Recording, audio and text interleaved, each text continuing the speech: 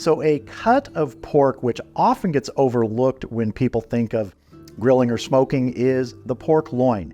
And it's really one of the easiest cuts to prepare out on the grill. It doesn't take long, and when you cook it to the right temperature, it is amazing. No more of this pork that you cook to 165 to be safe.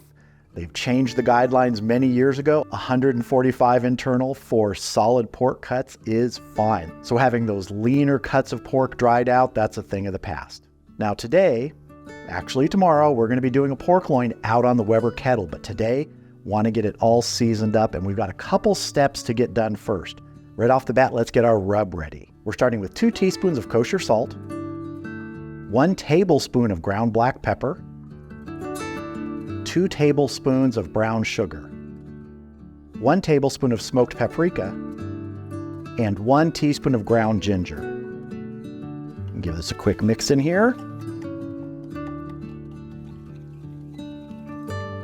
My lid on.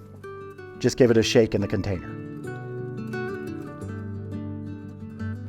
That's what I'm looking for. Don't worry about those chunks of brown sugar you might see in there. Once they hit the surface of this, they're going to dissolve because this is going to be in the refrigerator overnight. So let's set this aside and get on to our next component. And this is going to be sort of a combination binder and glaze. We're starting with half a cup of honey, and I'm using this wildflower honey. To this, I'm going to add 2 tablespoons of soy sauce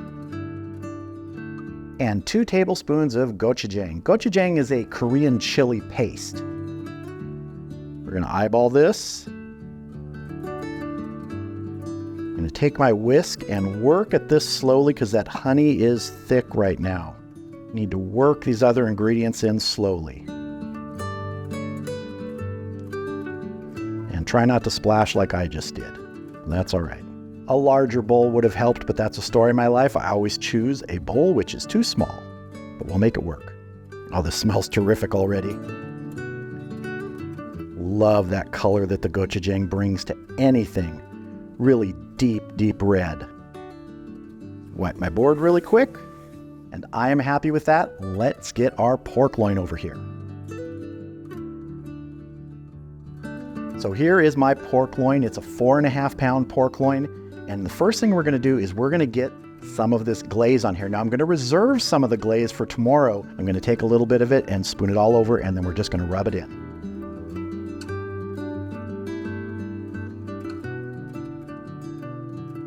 And just rub. Run it all over the surface here. Roll it around.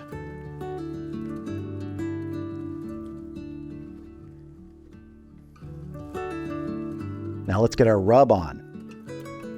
Get a good sprinkling on here.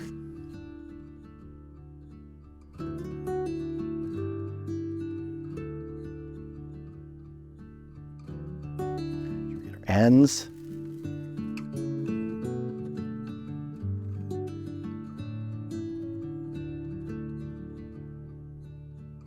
You can already see that brown sugar starting to soak into our binder on there. It's getting almost like candied. And there we go. This is going to go in the refrigerator overnight. It's really going to absorb those flavors. And tomorrow, we're going to smoke this up out on the Weber kettle.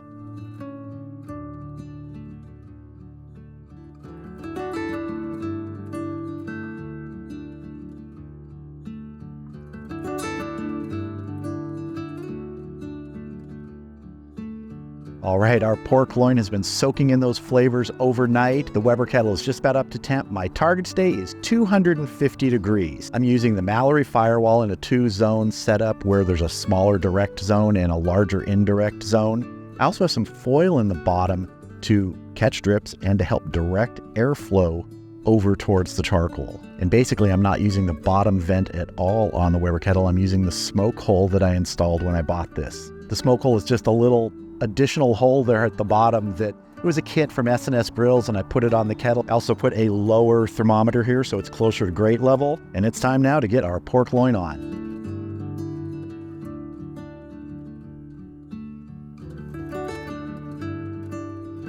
Temp probe in here. I'm going to go dead center, so I'm just sort of measuring at the angle I'm going to be coming in. right about there. Get a piece of peachwood on here for some smoke.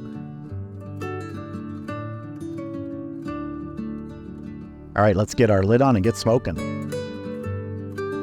Looks like we got good placement on the temp probe, showing around 34, 35 degrees internal. I like to put the meat on the grill cold. That's just my preference. I know a lot of people like to let it come up to room temperature. I just find it works better for me this way. If you like it the other way, no problem. Do it whichever way works best for you. Now our finished temp today is going to be 145. That's that safe temp for pork cuts, whole cuts, not ground pork. We're going to pull this at about 142 degrees. It's just going to get a little bit of time, and that'll bring it up to that 145 when we let it rest for about 15 minutes. So we'll come back in about 45 minutes or so, see how it's doing, see if we need to spritz. And I can tell you, it's already smelling great. All right, we are 45 minutes into this cook. Temp's been holding really steady. Internal temp is right around 73 degrees right now. So let's go ahead and check our pork loin, see if we need to spritz it, because the next time we look at it, we'll be at about 110 degrees where we're going to give it some more of that glaze. Oh, that's smelling really good. But I do see a little bit of dryness on top. I don't have any water pan in here this time because it's pretty moist outside, but I am going to give this a spritz, just plain water.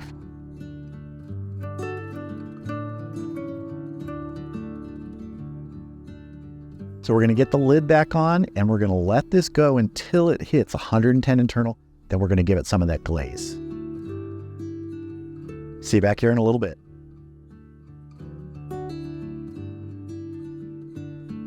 All right, we just hit 110 degrees internal. Kettle temp's been holding really steady right around that 250. Let's go ahead, take a look, and we're going to put some of that glaze on here. That just looks so good. Let's drizzle some glaze on here.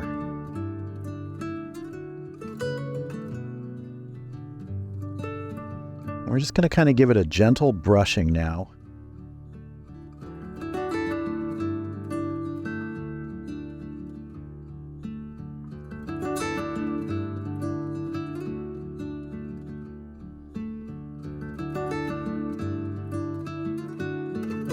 All right, we're going to get the lid back on, and we're going to let this finish to 142 internal.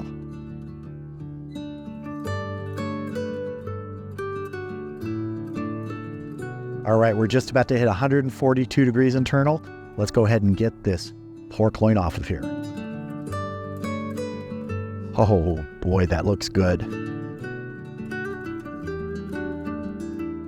Let's get our temp probe out of here. Now this is going to go inside. It's going to rest for 15 or 20 minutes. I'm going to tent it loosely with foil. Then we will cut in and have a taste. All right, here we are with our pork loin. It took 2 hours and 20 minutes out there on the kettle at 250 degrees. You could definitely do it higher if you wanted to, or even lower at 225. It's really just finding that temperature you like to cook at. For me, it's usually 250 to 275. That's sort of my favorite range to cook, especially things like this. I'm really, really happy with the color on this, and I am dying to see what the inside's like. So let's cut in straight down the middle.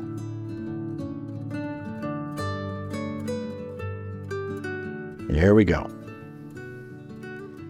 Yes, that's what I want. Oh, nice and juicy. See if you can see that.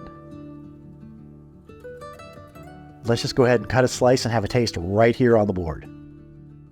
I'm going to go for a really thin slice here.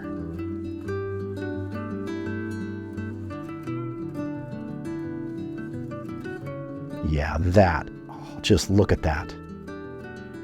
Have a minor juicelange on the board here. I've been waiting for this for a while. Cheers.